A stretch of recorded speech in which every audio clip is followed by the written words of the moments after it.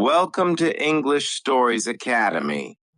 A man whose name is written in golden letters in the history of cinema, a man who made the whole world laugh while hiding his own tears. His name, Sir Charles Spencer Chaplin. But we all know him as Charlie Chaplin. No one, absolutely no one, can match his greatness. His work is timeless. His comedy is universal. His life is a lesson in perseverance, creativity, and the power of never giving up. Even today, decades after his time, he lives in our hearts. His movies still bring joy. His struggles still inspire. And his story? Oh, my friends, his story will show you that no matter how hard life gets, you must keep going. This is not just a story. This is a journey of pain, rejection, poverty, success, and immortality. Watch till the end, because this story is perfect for your English learning and will motivate you like never before. Are you ready? Let's begin. Charlie Chaplin was born in the heart of London, England, on April 16th, 1889. His parents, Hannah Chaplin and Charles Chaplin Sr., were both performers in the world of music and theater. They entertained crowds, sang songs, and lived for the stage. But life had different plans for young Charlie. His father was an alcoholic, a man who drank himself into oblivion. He abandoned his family when Charlie was just a little boy. His mother, Hannah, was left alone to raise two children, Charlie and his older half-brother, Sidney. And if you think life was kind to them, you are wrong. They lived in poverty, extreme, unbearable poverty. Sometimes there was no food on the table. Sometimes Charlie had to go to bed hungry. Sometimes his mother would pretend to eat, just so her children could have a little more. They moved from one small, dirty room to another. They lived in fear of being thrown out. But Charlie, he was a child. And children, no matter how hard life is, still find ways to smile. Charlie's mother, Hannah, was a talented singer and actress. She performed in theaters, hoping to earn a few pennies to feed her children. Charlie loved watching her. He would sit backstage mesmerized, dreaming of one day standing in front of an audience. But fate struck again. One terrible night, while performing in a theater, Hannah lost her voice. She could not sing. She tried, but her voice was gone. The audience shouted. They threw things at her. They wanted her off the stage. And then something magical happened. A little boy, just 5 years old, walked onto the stage. Charlie.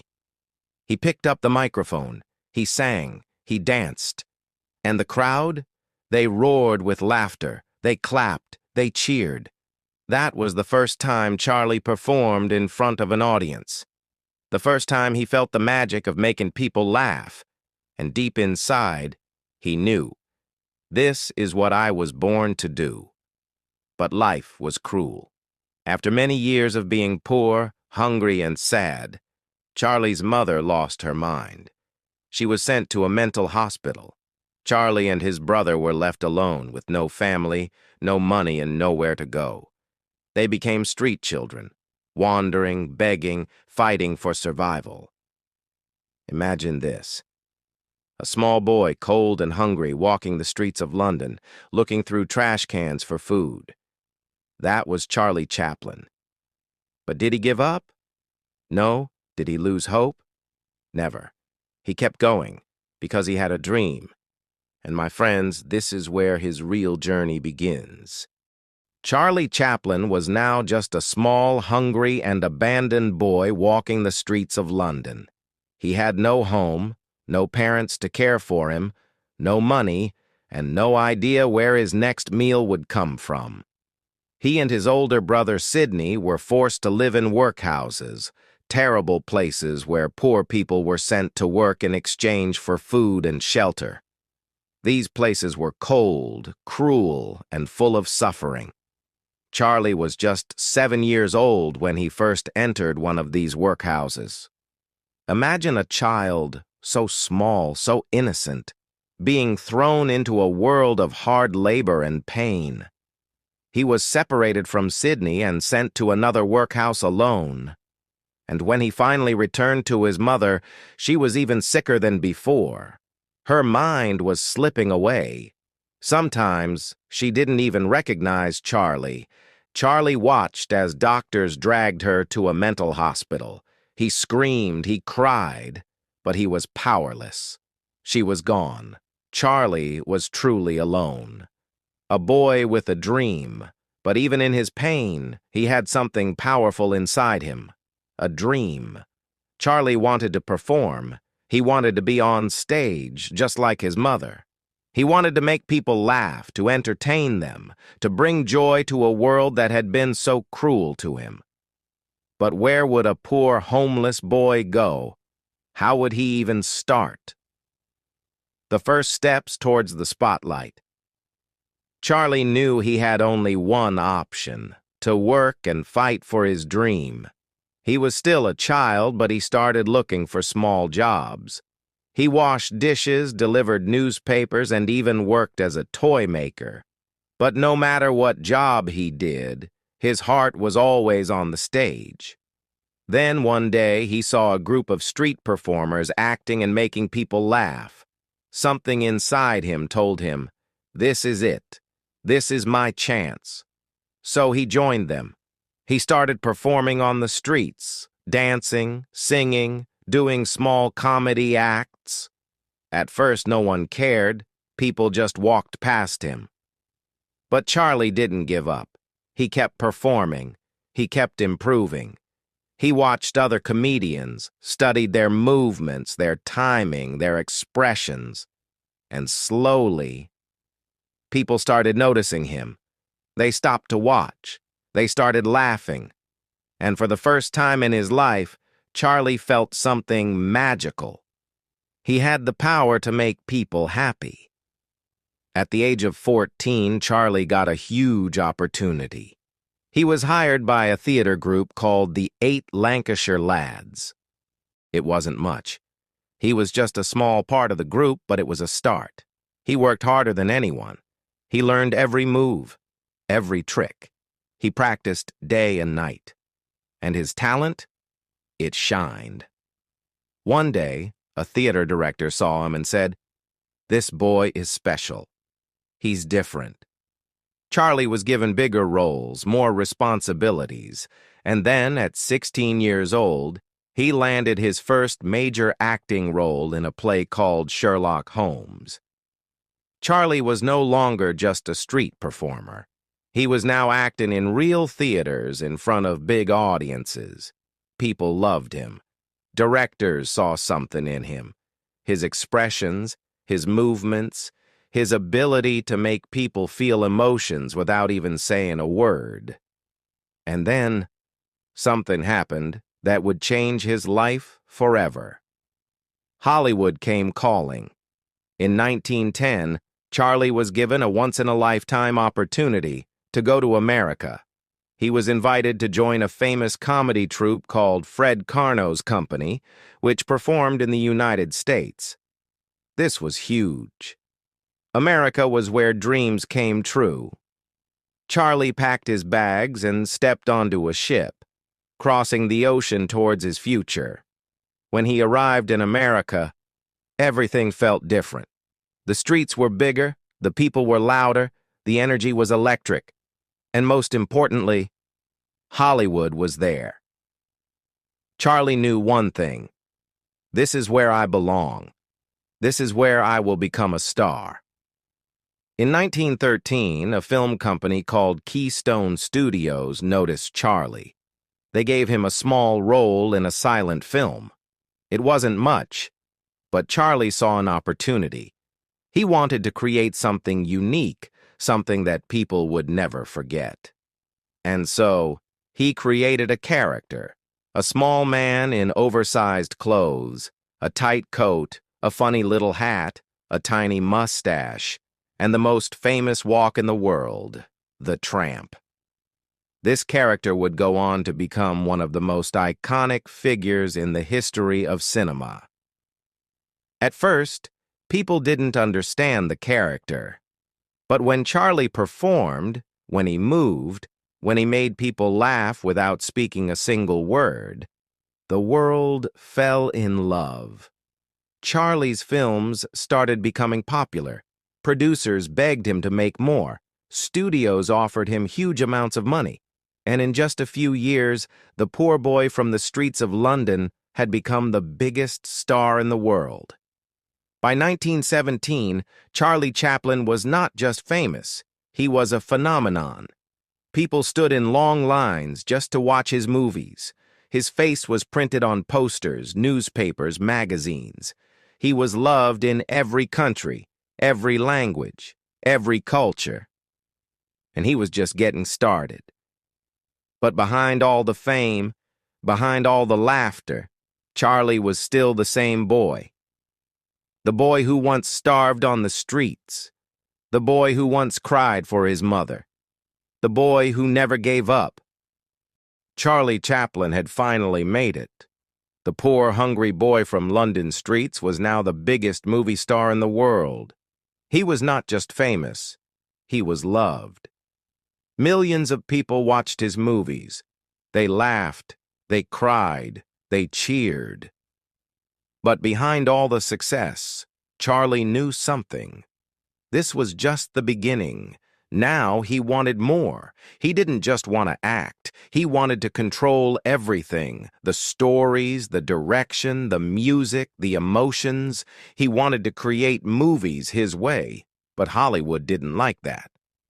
At that time, actors were controlled by movie studios. The studios told them what to do, how to act, and even what movies to make. But Charlie Chaplin was different. He said, "No one will control me. I will make my own movies, my way." And so, in 1918, he did something that shocked the whole industry. He built his own studio, Chaplin Studios. Now, he was his own boss. He could create whatever he wanted and no one could stop him. This was a game changer. And then he made a movie that would become one of the most legendary films of all time. In 1921, Charlie released a film called The Kid. It was not just a comedy, it was his story. The story of a poor man and an orphaned boy. A story about hunger, struggle, and love. It was funny but also emotional. People laughed, people cried. The whole world fell in love with this movie. And at that moment, Charlie knew. Movies were not just entertainment. They were powerful. They could change lives, and he was going to use them to change the world. With every movie, Charlie became more powerful. Hollywood had never seen anything like him. Studios were paying actors $10 a week. But Charlie? He was earning $1 million per movie. He became the richest and most powerful actor in the world. And yet, he never forgot his past. He still remembered the days when he had nothing to eat. He remembered his mother sitting alone in the mental asylum. So even when he had everything, he never stopped working hard. He would spend months, even years, making just one film.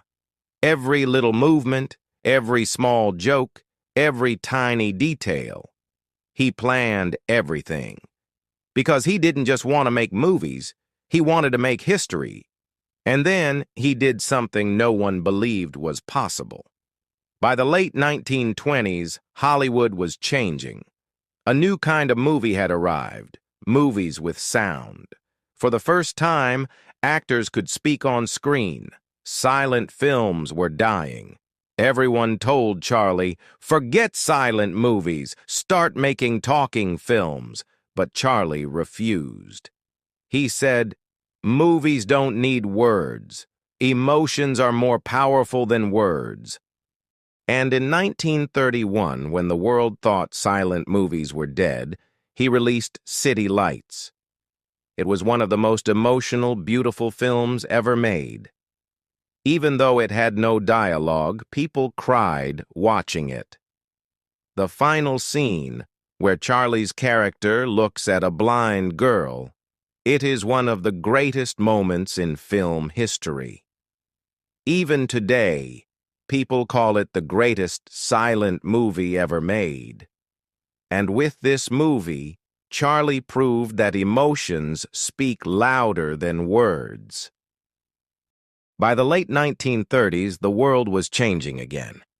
Adolf Hitler was rising to power in Germany.